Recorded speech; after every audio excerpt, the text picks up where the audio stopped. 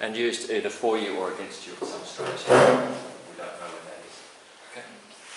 So, when Dejan asked me to do a lecture on the history of sound art, I thought about it a bit, and as you probably realise now, my lecturing style is very much more interactive. I really like to talk about what we're doing and how we're going to go about doing it, and the processes that might actually develop through the process of doing. Okay? I'm very much one who thinks that work comes from the act of doing.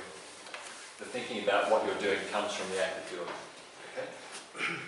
This is my particular position, and it doesn't invalidate or mean that I think any less of people who consider a particular problem or a particular idea and then sort out how to go about doing that. And if I'm perfectly honest with myself, that's exactly what I do as well. I just pretend I know, maybe a bit, I don't know.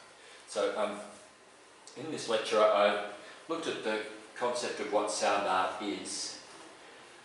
And it's a term that was coined initially around about 1983, which is pretty young in the history of arts. People have called it visual art for a long, long time. People have called it sculpture for a long, long time. People have called it music for a very long time, and so on. But the concept of sound art is something that's kind of come around fairly recently. And in many ways, I think it's in response to the works that people were making, and then the way that people thought about the works that were being made, and the way the makers thought about the works that they were doing. Sound fair enough? Anyone got any questions or thoughts on that particular starting point? Very good. And consequently, as soon as something actually starts, a ball starts rolling. And often I think they don't necessarily roll in a circular way, they roll more in a spiralling way, where they'll go back on themselves, get some understanding, go back on themselves, get some understanding from which to further develop. So this is, as I was going through this particular exercise of putting this together, I started thinking a lot about it along those lines. Is that fair enough? Okay. So this is my lecture on sound art, a brief history. And as you can see, there's a caveat in there with many opinions and omissions. Okay? So, a lot of this is what I think, and the concept of sound art is, to my mind, incredibly broad, like extraordinarily broad. It's a bit like saying, what's the history of visual art? And you can point to certain blocks along the way, but then as soon as you start actually maybe looking at what happened in Leonardo's time, there were so many influences that came in on that. Socio-political influences were probably just as strong as the visual influences. In sound art, there were so many influences that came in on it, the thinking about it. If you look at something like American expressionism, you could say there's a number of really great painters in there. Possibly the most important person in American expressionism was Clement Greenberg, who managed to actually discuss the idea and contextualise it in words that then made the paintings understandable to people who might not necessarily have the acuity to just look at a painting and go, that's beautiful, that speaks to me, or whatever the painting does, or that's rubbish.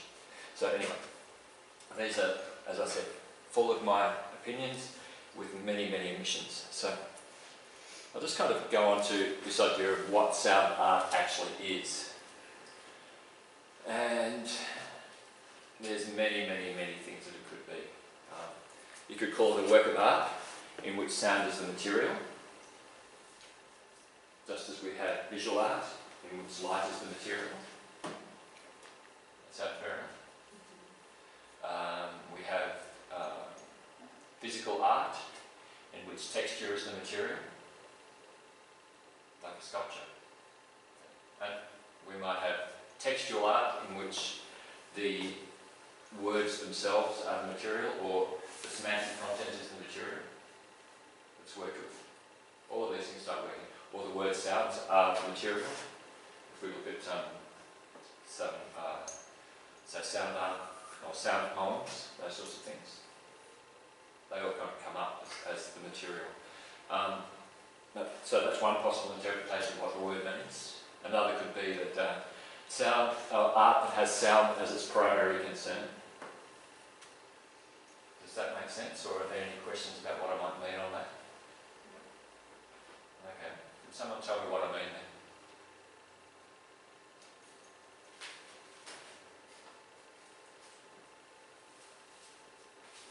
So, I'm interested to know what you think it means to say an art in which sound is its primary concern. Could you repeat that, please? What do you think I mean by the term sound art is art that has sound as its primary concern?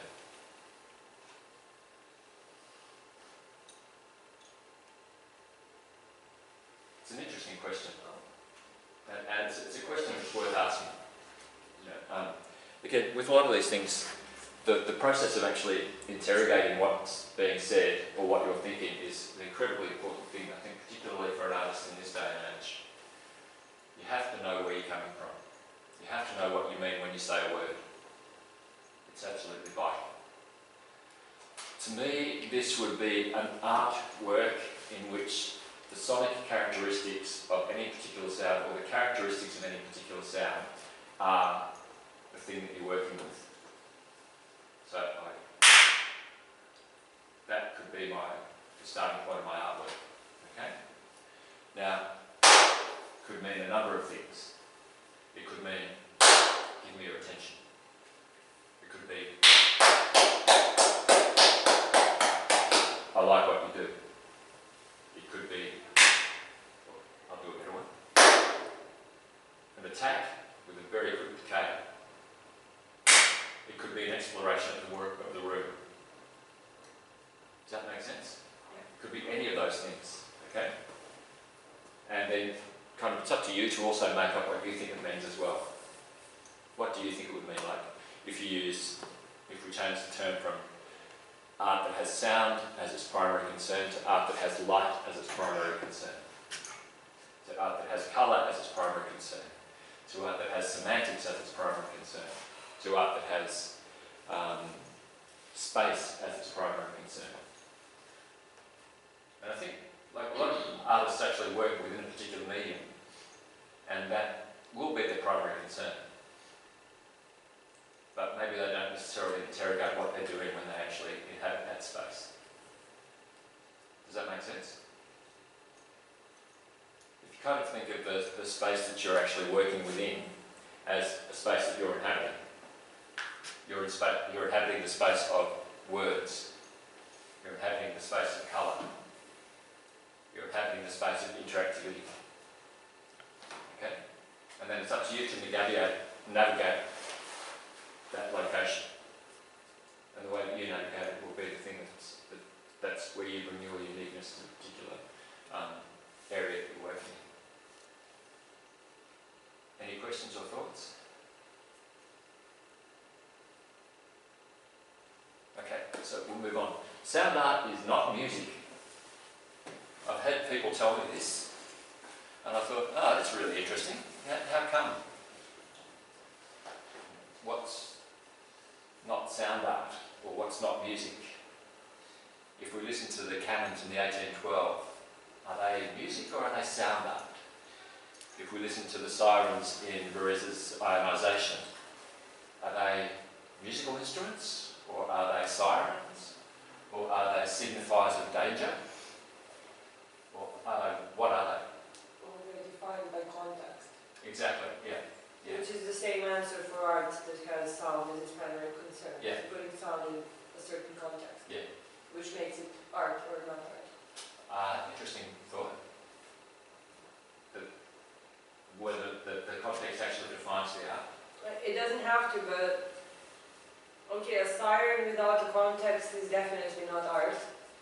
Because we already have like an innate context that we attach to a siren. But if an artist, okay, I'm just being very banal here, but takes a siren and puts it in a gallery and gives it a context, whichever it might be, it could be art. Right. So then it's that step back of the location creates the art. Not necessarily location. Okay. You can put it online or wherever. I just use this as an example. Yeah. Well, this is Duchamp's argument from What? Duchamp's argument, the ready-made and so on.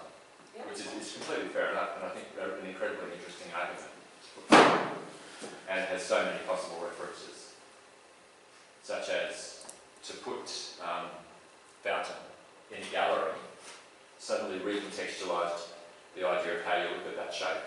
It removed it from its function and turned it into a shape, possibly. Or maybe he was just taking the piss, which is an Australian term for it, having a bit of a joke. So there's all of these possible contexts that can be applied to it. And I think what happens is we actually start applying the contexts, or we fit within the prescribed contexts in which we should think of something. Does that make sense? Yeah. Any disagreement? I find disagreement far more interesting than agreement, honestly. Well, I agree. Thank you. I think the concept is also very important. The concept in the creation or in the reception? In both. Yeah, fair enough. That's good. Yeah. Or maybe it's not music, or is it music that's heard as sound? Or is it sound that's heard as music? That could be it. We don't know. Or is it art that can be heard only, or only heard? Interesting It idea. doesn't have to be overheard. Doesn't have to be overheard.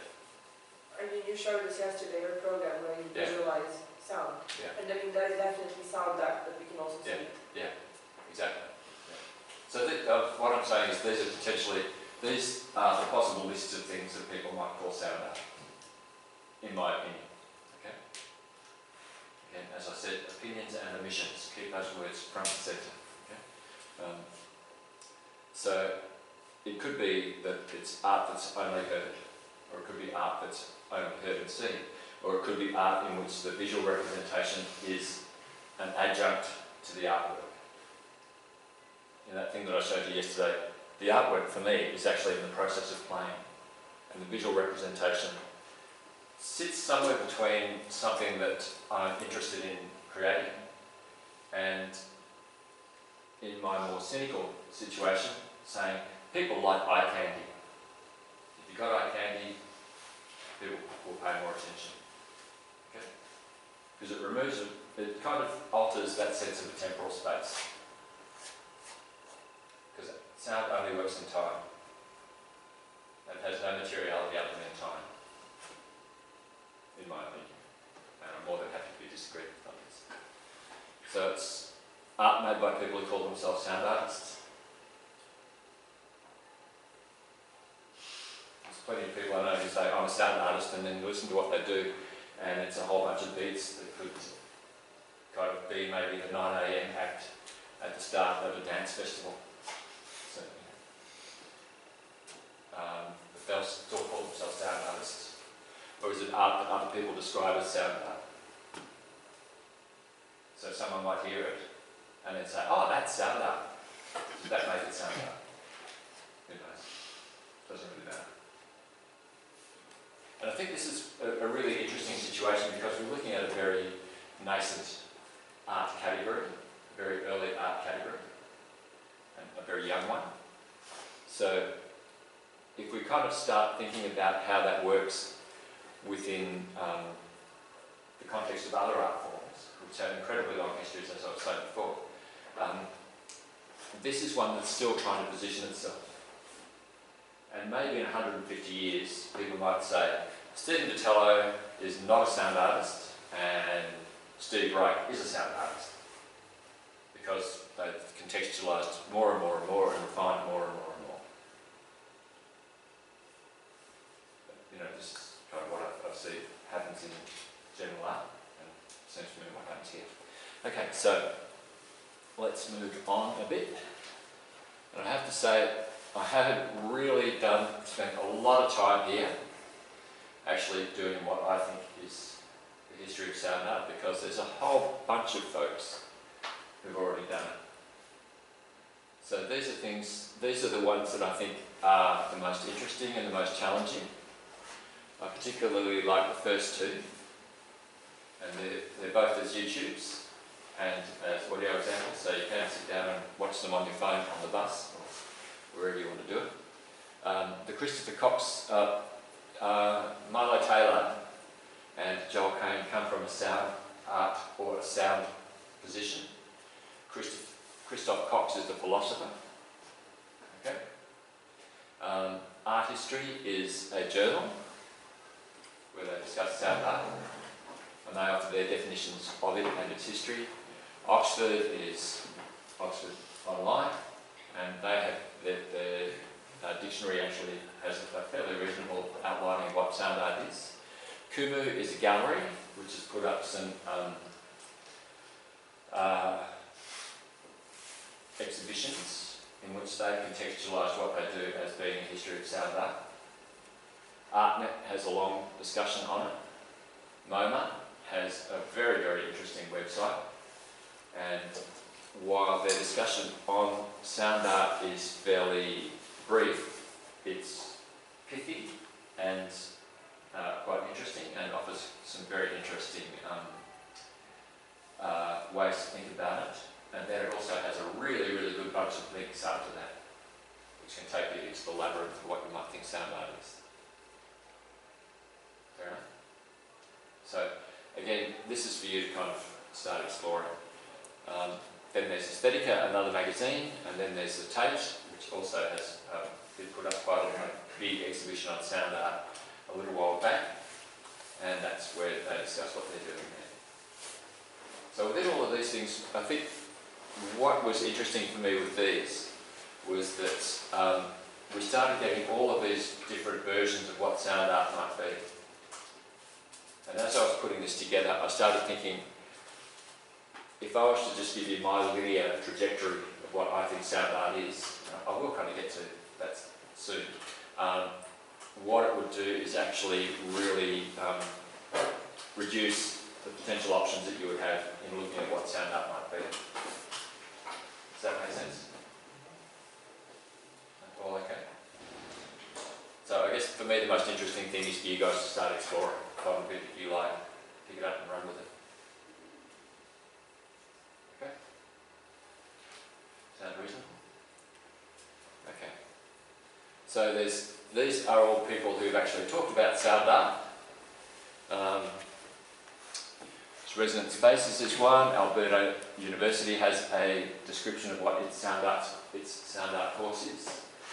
Sound Reflections is another site which has quite a long discussion on what sound art is and how it should be taught. Lagos is more an opinion piece. Pauline Oliveros is probably one of the major instigators of the concept of sound art, or sound as an art form. And she died just earlier on this year, which was a significant loss in many ways. But she instigated the idea of deep listening. And that's almost like developing a process of listening where you are very, very attentive to what you're listening to. And I think we might not really always feel that we need to have that degree of attention, but I think that's because our ears are incredibly good at filtering out sound. We remove from our consciousness things we don't want to hear. Is that fair enough? Like in this particular room, what is, other than my voice, what's the predominant sound? Yeah, exactly. And if we were to record it, we would be quite startled at how loud that projector is in this space. But our ears have just kind of filtered it down and gone, don't need to pay attention, won't necessarily pay attention. And the idea of deep listening, just to kind of give a very, very brief description, is to actually try and listen to everything in your sonic environment equally. So listen to the sound of the projector as consciously and as directly as you listen to the sound of my voice. Fair enough? And this there was a number of people who came across these ideas at a similar time. Another one is Murray Schaefer, and who developed the idea of acoustic ecology. And his thinking was that we live in a world of, when we think about ecology, what we usually think of is things that we can see, like furry animals, trees, water sources, those sorts of things. And he was saying that there's actually the sound of the world that we live in is just as interesting and just as worthy of being considerate of and of maintaining in our consciousness, which is a really interesting idea.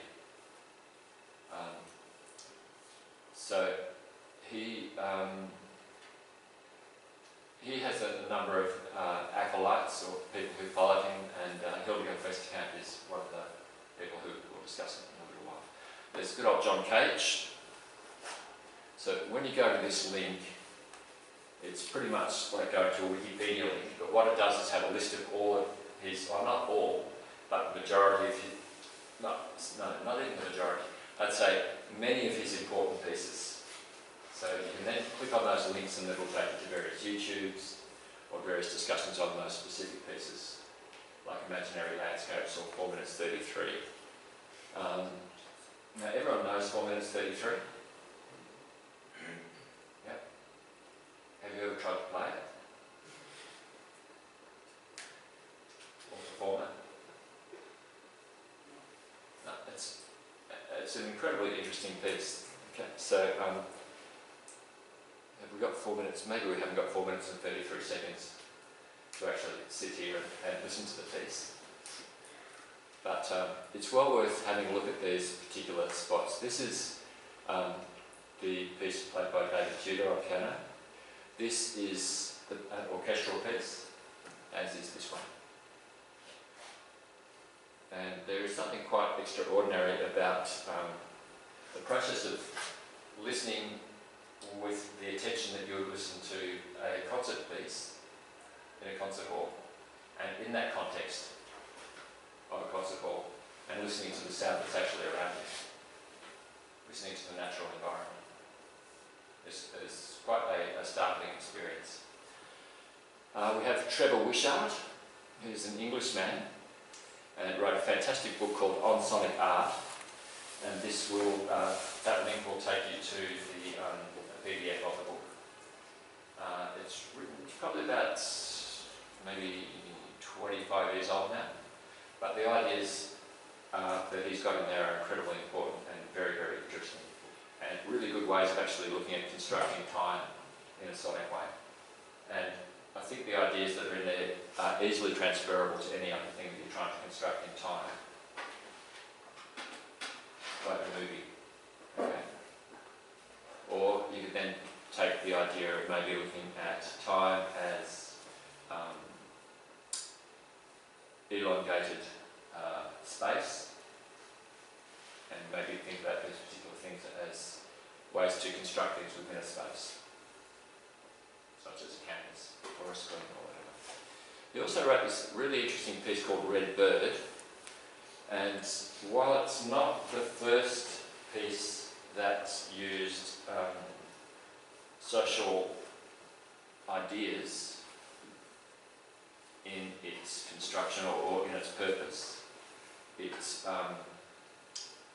an incredibly interesting piece in that it's one that's really kind of really hit the nail on the head, so to speak. Well, these are on. Let's see.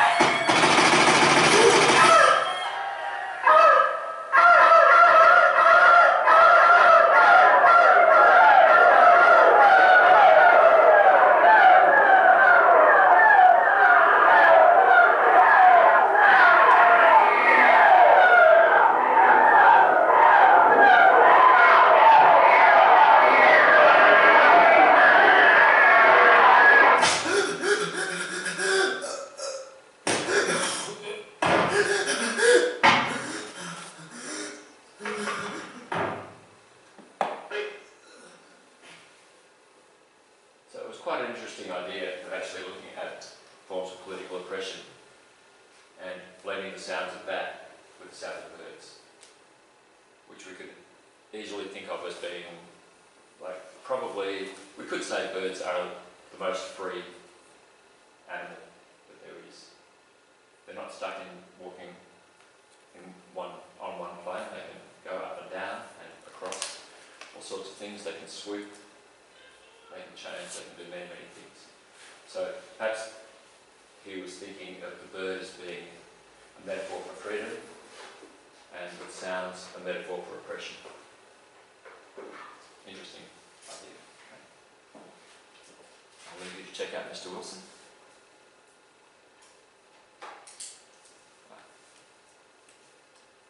So these are sound artists that I think have done a huge amount to actually reconsider the way in which we consider sound as a material object and as a source of music.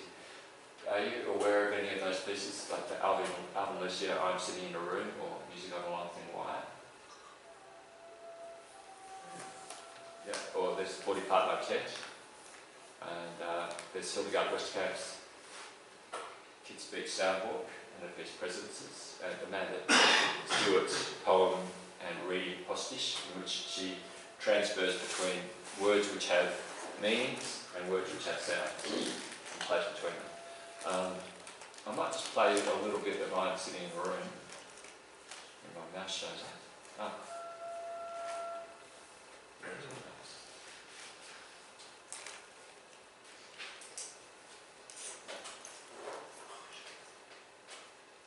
There we are. Hopefully my mouse will come on.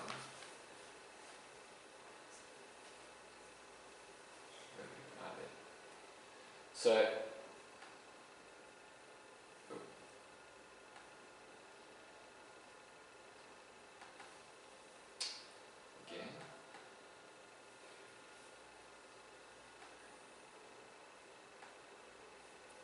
let's see if we can open that link.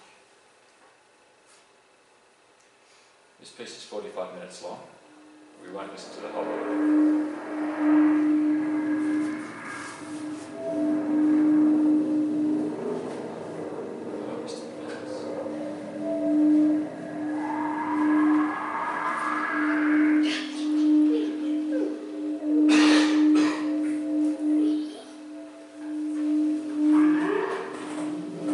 Stop this for a sec.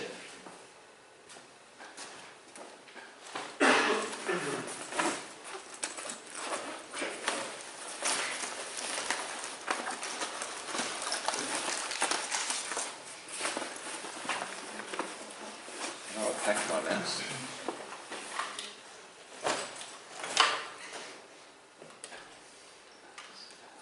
And hopefully we'll be able to find it. This is a piece that explores many, many things, actually.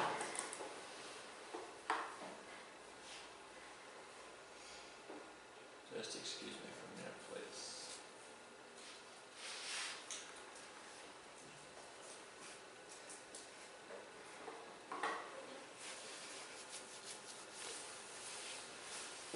There we go.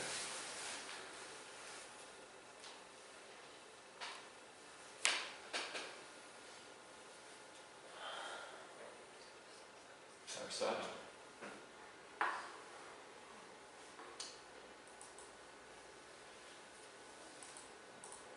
Well, back to here.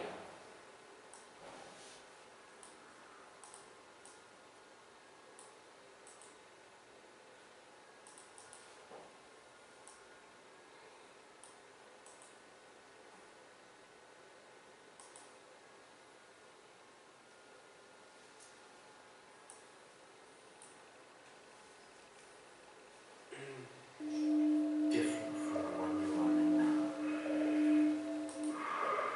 I am recording the sound of my speaking voice, and I am going to play it back into the room again and again until the resonant frequencies of the room reinforce themselves, so that any semblance of my speech with perhaps the exception of rhythm,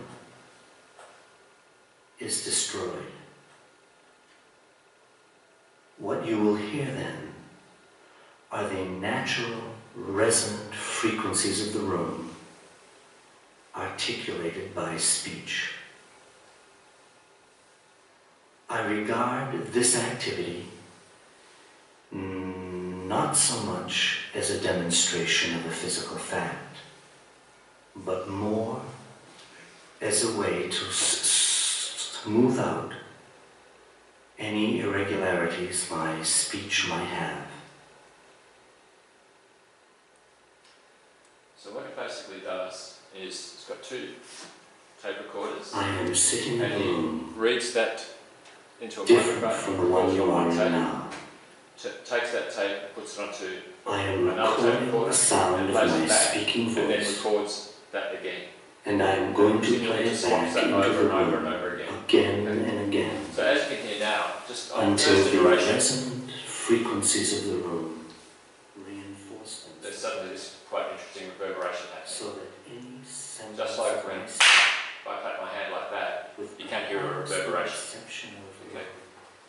rhythm. So I'll just move this along a tad.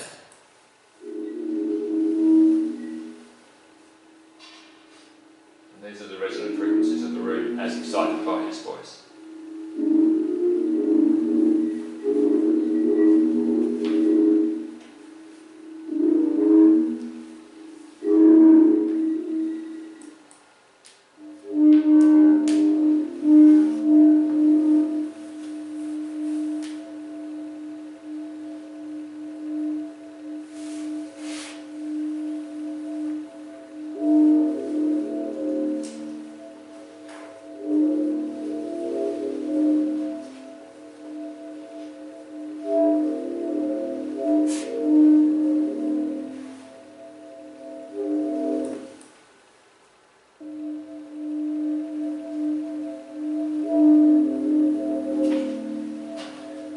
So just as a hands up, everyone who would think of this as sound art. 2, so 3. Hands up if you think this is sound art. 2 people. 3, 4, 5, 6, 7. I have a comment. Yes. There is a commentary in this work by a Croatian sound artist that Yeah. also does glitch, and he did the same thing in a digital environment. So Yes. he recorded it digitally, and then he changed the sound quality, the sonic qualities of Yeah. his voice and everything until the file got completely destroyed, like something like this, but Yeah. in a digital environment. Yeah. And I was confused about if it's art then and it is now. Yeah. Or if it's art or if it's sound art. Sound art, sound Sound art. art, or is it music? I mean, sound art is just like a type of art. Yeah. But it's not music, definitely, but is it art or is it an artistic experiment? Interesting question. I don't know. Yeah. I'm also puzzled. Yeah. I guess it hits that point, and it's like when I was finding all those different versions of what sound art is, it's the way that the particular work itself resonates with a particular listener. And for me, this is an incredibly interesting work. In many senses, not least because in some ways I think he's having a bit of a joke when he talks about smoothing out the irregularities in my voice. He doesn't speak all this. He put it there deliberately. Okay. So was he having fun? Was the art fun? Is it a representation, like a incredibly clear and direct representation of the materiality of the space that we're in? Was it that? Okay. Can we even consider it unless we actually know what he did before we listen to it? Interesting thought. Does it speak for itself, or I mean, Yeah, like I wouldn't know that we were listening unless you told us. yeah, yeah. So Well, that's a really interesting question as well, I think, because a lot of the stuff that fits under the rubric of sound art is considered sound art because people talk about it as sound art. And therefore we listen to it as sound art. Does that make sense? Yeah. Yeah, it's like there's Yeah, this verbal contextualization of the thing. And, you know, like, you know, that statement, history belongs to the victor. Yeah, The loudest the voice. red bird thing was like, it was self-explanatory. You could, Yeah. we could hear that it was some very violent human voices and then also some very Yeah. serene bird Yeah. voices. Yeah. So somebody would tell me this is art or this was made for like a film. It's not art in itself, it's applied art, whatever. Yeah. But I would understand the context. Yeah.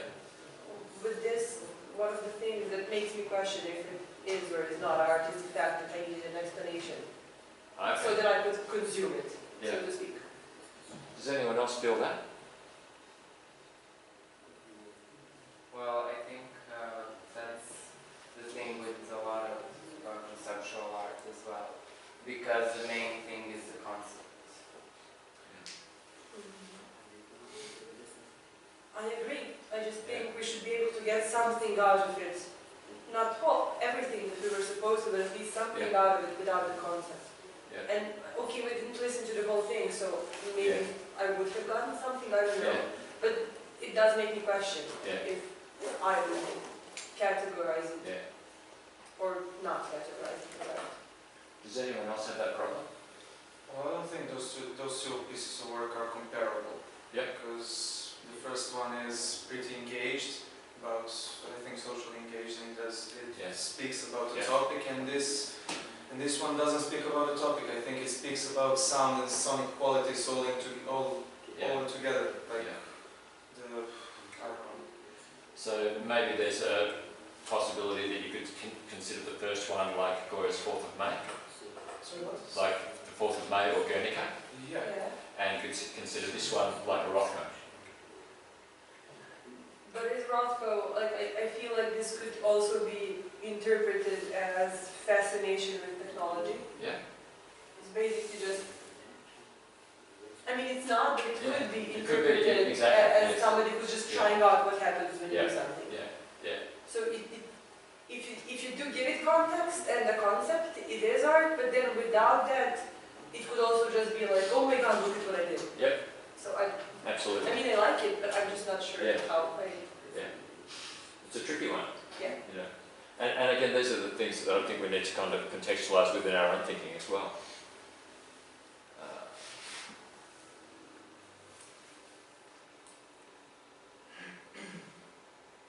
So we have these guys, Lamont Young. His compositions 1960 are quite famous. There's probably the most famous one is number 10, which is, the composition is draw a straight line and follow it. And that's his musical composition. Fair enough. Janet Cardiff, do you know the 40-part motet?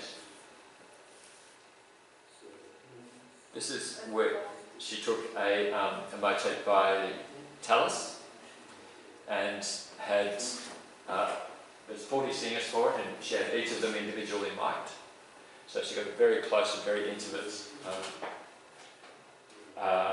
recording of that of each singer's voice, and then played that through 40 speakers inside various environments, sometimes in a religious environment, sometimes not.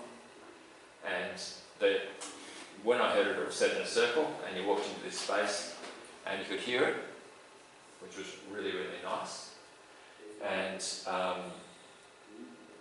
it kind of, it's got her a lot of really good publicity, because it's quite a beautiful piece.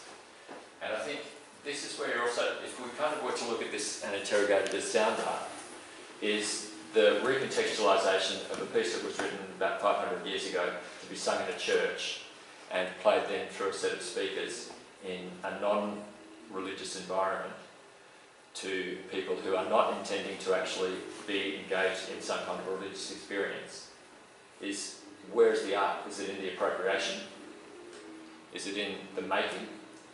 Is it in the use of the technology? Is it in this interesting, potentially interesting use of technology, or is it in the artwork itself? interesting set of questions. Could be recontextualization Yeah, of other things you already mentioned. could be any of those things.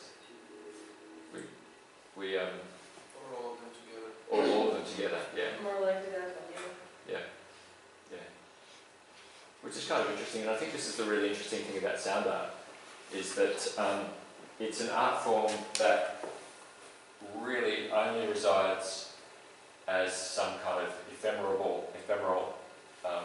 or multi-locatable or non-locatable object, such as I have a whole bunch of sounds inside this. Okay? We can't hear them, we can't see them, we can't touch them. They're just little bits of data floating around, much like her 40-part motet was. We also have it as something which can only ever then be understood through our memory. That's, every word I'm saying is just lost. It only exists in your memory, or my memory. That's its only place. And therefore, because it's in each individual's memory, again, with that question of the context, our little stories going on blah, blah, blah, blah, blah, blah, blah, about everything I'm saying, along with what do I think about my mum, have I done the washing, all the other stuff that's kind of going on inside. And they're all getting kind of contextualised. I think sound art as an object is something that is really good for actually bringing all those things together in a particular single space. I'll just quickly go through some other ones here. The dream house is, if you ever get to New York, go to the dream house while it's still around. It's an incredibly grungy, sticky carpets, in desperate need of a good vacuum place, but it has two of the best sine wave generators I've ever heard in my life in there. And it's startling to go into a space where there's just a very, very pure tone that is slightly out of whack with each other, two pure tones that are slightly out of whack with each other, and the effect it has on you physiologically. Okay. It's just one of those things which you can't possibly explain. And the really nice thing about it is that the sequences of frequencies that are being put through these two speakers have very, very long sequences. So it's almost impossible to walk into the room and hear the same thing twice. Simply because there's two loops, two extremely long loops, which are going and they're working together with each other. So it just makes it very hard to hear the same thing at the same time. But what I'd strongly recommend is just checking out all of these things. Here we have Hildegard Westerkamp, who her claim to fame was the idea of a sound walk, which is a way of engaging with your environment, paying very particular attention to the sounds that you're hearing. So what she did was similar to what Cage did with 4 minutes 33, and Pauline Oliveros did with deep listening, of just trying to set up a situation in which you're engaged with the sounds of your environment as if they were an artwork, or as if they were a statement of some kind, beyond just the noise I hear. Fair enough?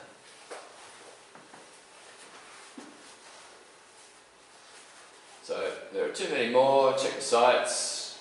These are some people who are quite interesting.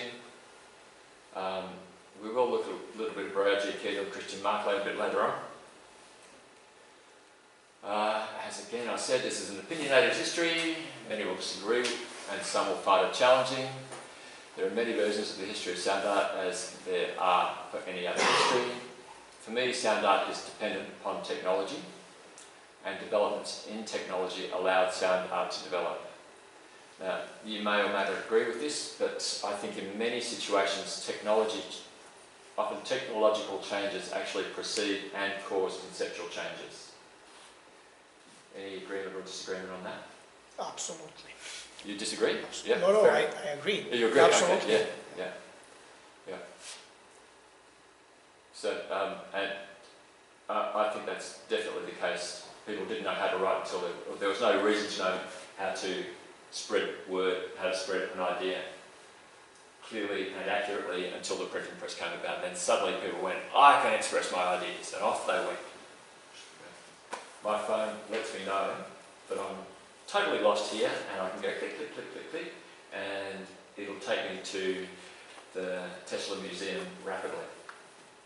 You know, all these fantastic things which were not possible a while back.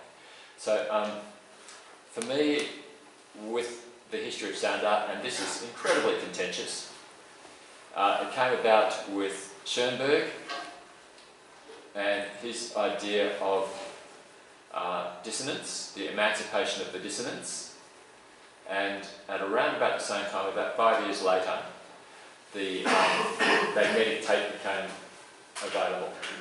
Okay? So, does anyone know about Schoenberg and the emancipation of the dissonance?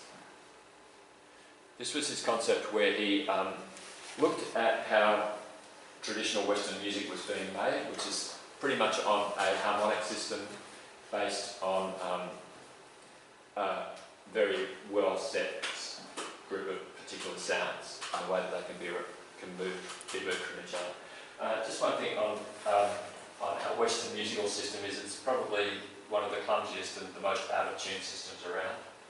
It's just it's interesting that we've managed to adjust our own brains to fit around what we think harmony is.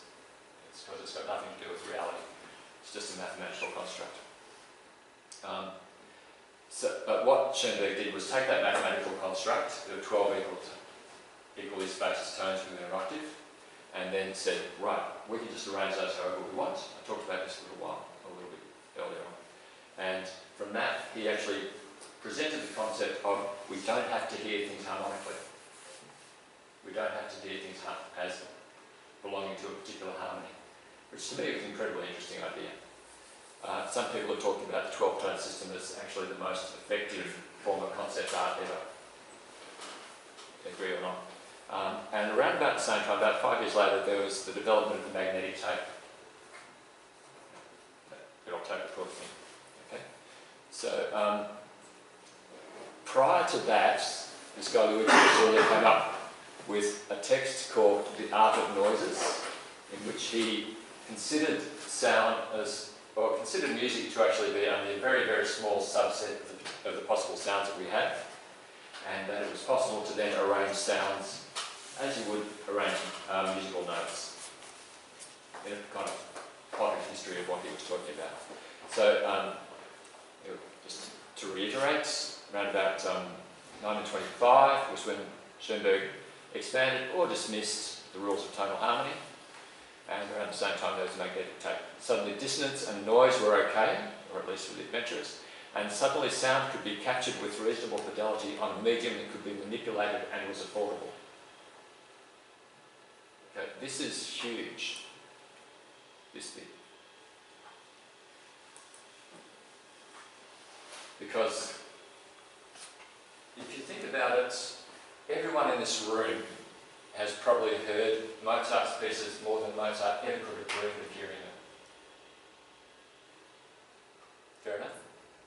You know, you can keep 20 versions of anything by Mozart in your pocket and listen to it at any time. Mozart maybe heard 3 or 4 performances of any of his pieces at any one time in his lifetime, which is extraordinary to think of that change. And this is something that we have now is the sonic material is something that we can capture and we can manipulate. Okay? So, what came out from this, probably to me, and I really don't go into a long history of sonic art after about 1960, because for me that's when it really diversifies to the point where it's kind of hits that thinking of what strand do you want to follow. Does that make sense? So you can just kind of, you pick your own history after this. For me, Pierre Schaeffer's use of the tape recorder as a process of capturing sound and then manipulating it was the start, and that he was able to have this heard by many people was the start of the idea of sound art. So let's see if this will open. Oh, I really like this time. I've just got to turn off album.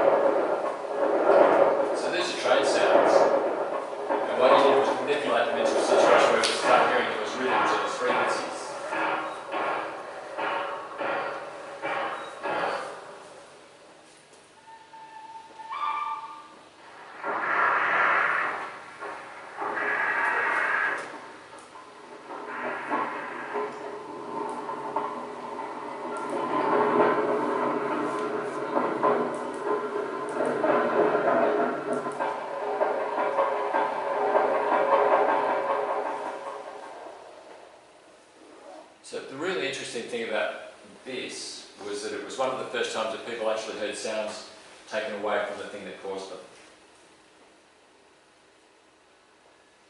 Which is quite an interesting concept. There were recordings of music that existed beforehand, and those, obviously that's a disembodiment of the sound from the object that causes it. But this was one of the first times that someone actually looked at the sound of the environment and went, let's take that out from having a reference to the thing that I see or the thing that I'm doing, and let's just look at the sound of that thing as an object within itself, and something which has its own right to exist as its own object, which is quite interesting. And then that he was able to actually play around with those things. Okay? So check out Pierre Henry. There's also a very strong... Where does the mouse go?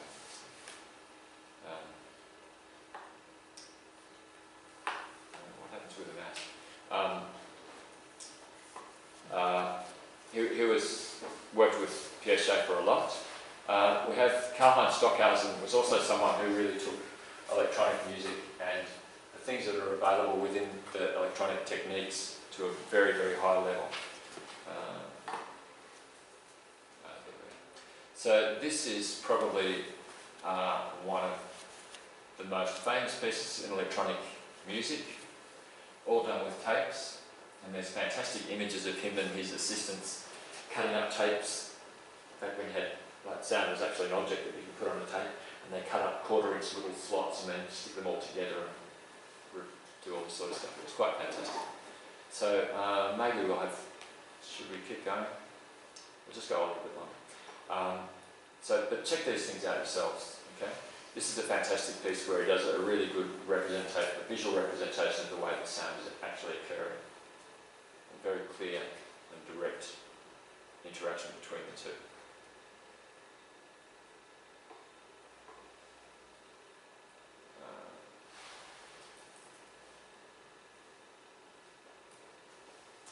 So here's some other people who did some very interesting things that developed from this thinking. It was kind of along with it, and sometimes what these people were doing came a little bit before these events that I've been talking about, sometimes came a little bit after. But again, it's one of those situations where there was the technology, particularly tape recordings, were allowed a whole lot of people to actually start engaging with sound art. So there was a man I knew, Tristram Carey, who he worked a lot at the BBC Radiophonic Workshop, and I think that's probably one of the most interesting places for the development of sound art. Not just because of the people that were there, but because they also created the sounds and the sound effects for that show Doctor Who, which I'm sure everyone knows and loves. But that was one of the first times that purely electronic sounds were actually heard on TV to the mass media. And there was a whole bunch of people who went, wow, how do you do that? And then kind of picked up that ball and ran with it. Okay? So he started off with the BBC Radiophonic Workshop, but prior to that he was a radio operator in the Second World War. So he got to work a lot with technology. And then he was in a situation where, in the UK, after the war was finished, they just had tons and tons and tons of gear, like really good tape recorders, incredibly good radios, incredibly good components, which they were all chucking out. They just had no use for them anymore, or the army did. And he said, can I have some, please? And consequently, he got really good quality tape recorders, got really good quality bits, and started making his own instruments from those. And he made some of the first, him and the other people that he was working with made some of the first synthesizers that existed. Okay. Does anyone, so these are the really interesting people in there. Cage's Williams mix, An Imaginary Landscape, and Organ 2 as ASLSP is as slow as possible, what that basically comes down to. This is a piece of sound art where the idea is that you play the music as slowly as you possibly can, which is an interesting trick. because clearly then it's an infinitely long piece. Fair enough? So it can't possibly end if it's played as long as it possibly can be played. Williams' mix is a piece where he has musicians, and they're all given a radio and a score, and they're given specific frequencies to turn the dial on their radio to. And whether that frequency actually has a sound or not, or if it's noise or not, it's that's up to the environment that they're currently in, which is an interesting idea in itself. And it's also to do with the structuring of not sound, but structuring of change. Does that make sense?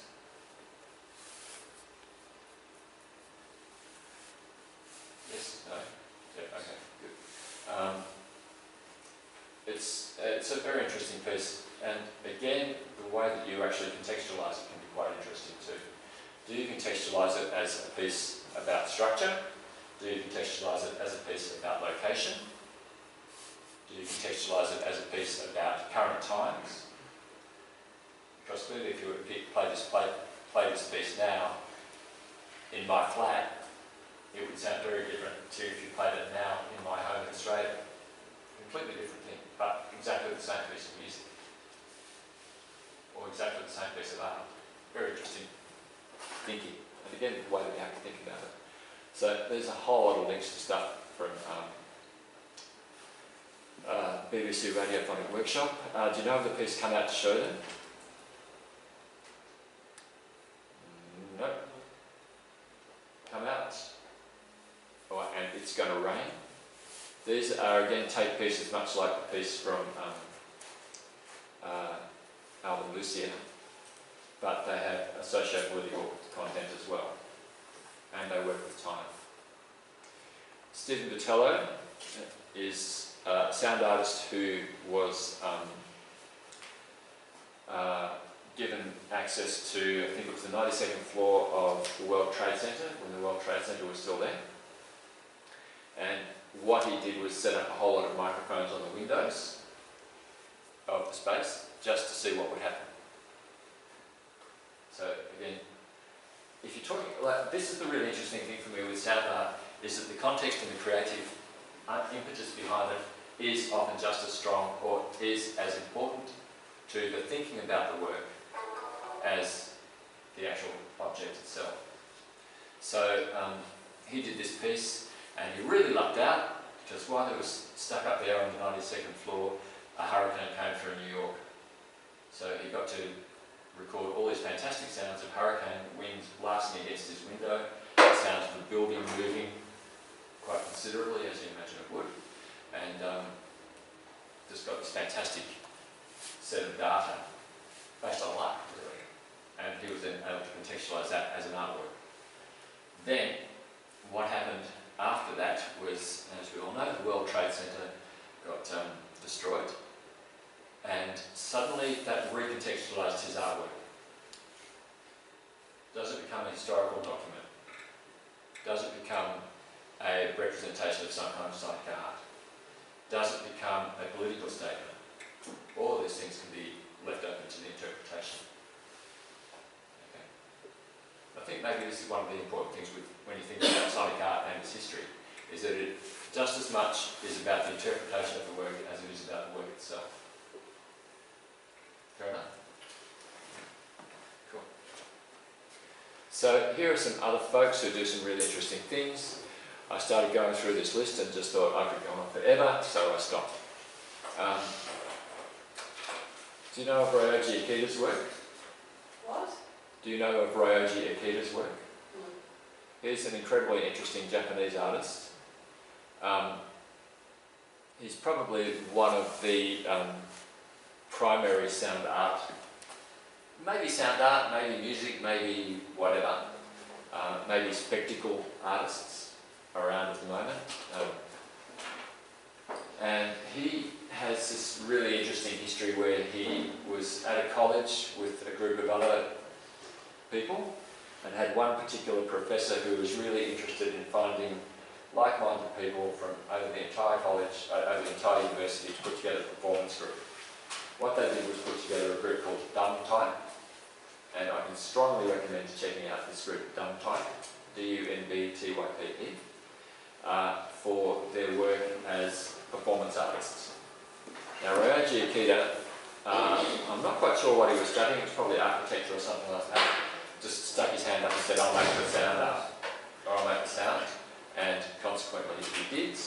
It's pretty extraordinary, and he's managed to create his entire career from it. So, strongly recommend checking him out. And there's Bernie Krause, who looks a lot more at locations and contextualising a location as an art, as the position from which an artwork can be made. Colin Black is someone who is really interesting. He makes sound art without considering himself as a sound artist. He's a person who does what he does. He just follows through his own interests, just makes the things that he likes making, and then that's considered as sound art. And like any sensible person, he went, right, you want to call me that? I'll call myself that too, because it's a hell of a lot easier to get a grant if people can put a label on you. Okay. Yannick Schaefer is someone who works with computers and technology, does similar things. So these are three guys at kind of different levels of career, and I'll call level of career time that you've spent making sound art and the amount of money that you're making doing it. Okay. So check them out, and then if you go to these places, you'll also find lots of links to other places. So there's also a lot of people who actually write on sound art. Okay? So these are people who don't necessarily make sound art, or in some cases, there's make very, very bad sound art, but can write quite lucidly about it. Okay? Which is a trick in itself. There's someone on that list where I had a PhD student, and I don't know what the story is, what you do here, but usually about a year before the end of their candidature, I would usually ask students, could you maybe just give me a list of about 7 or 8 people who you think might be good assessors? And then from that, I'll either pick 1 or 2, or choose my own. Choose ones that I want to. And I told the students, how about one of the people on that list? And his immediate response was, no, I want someone whose art I can respect. So again, these were people who are incredibly interesting writers and researchers in the area, and that's where their skill is. And I think in many ways, the way that they're talking about what's going on in the world of sound art does that fantastic looping thing of informing. They look at the work, discuss the work, and then that informs the artist, who then takes that information and creates new work based on their own approaches and on the approaches of the discussion, and on the discussion about their work or about other work. And you get this fantastic looping situation where the two, I think, work wonderfully together and in concert. So I guess that's for me about the end of my, that's it, talk on the history of sound art. Clearly not a linear trajectory through the ideas of what sound art might be, but what I've done is kind of make a list from history up until now. So those people that are on that list at the end are people that are currently active in the field and doing new things. So, is that all okay? Good. Any questions? Any thoughts? Will you